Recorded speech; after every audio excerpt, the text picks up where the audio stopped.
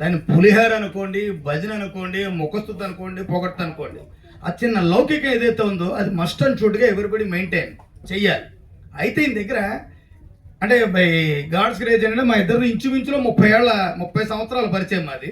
ఆయన day 1 I'm sorry నాకన్నా చాలా సీనియర్ ఆయన.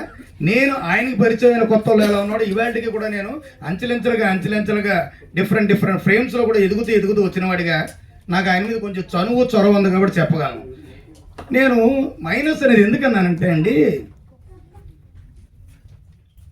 అన్నం తిను అని చెప్పి తల్లి పిల్లాడిని అన్నం తిను అని చెప్పి ఆలించవచ్చు బుజ్జగించవచ్చు, తిను అని కొట్టి తినిపించవచ్చు, 2 రకాలుగాను కూడా తినిపిస్తుంది. కానీ ఆన్ స్క్రీన్కి వచ్చింది దాకా యాజ్ ఎ డైరెక్టర్గా ఆయన చేసేది మంచి పనే, కానీ చెప్పే విధానం ఏంటంటే టు బీ ఫ్రాంక్ ప్రొఫెషనల్ డైరెక్టర్గా అక్కడ కొంచెం హార్ష్గా కొంచెం గట్టిగా ఉంటుంది. బికాజ్ ఆఫ్ ఆయనకి ఏది కావాలో అది రాబట్టుకోవడం కోసం చేసే పనే. కానీ ఎంత పెద్ద ఆర్టిస్ట్ గానో ఒక డైరెక్టర్ అనేవాడు ఫస్ట్ టేకో సెకండ్ టేకో హలో ప్లీజ్ బ్రదర్ ఫస్ట్ టేకో సెకండ్ టేకో ఓకే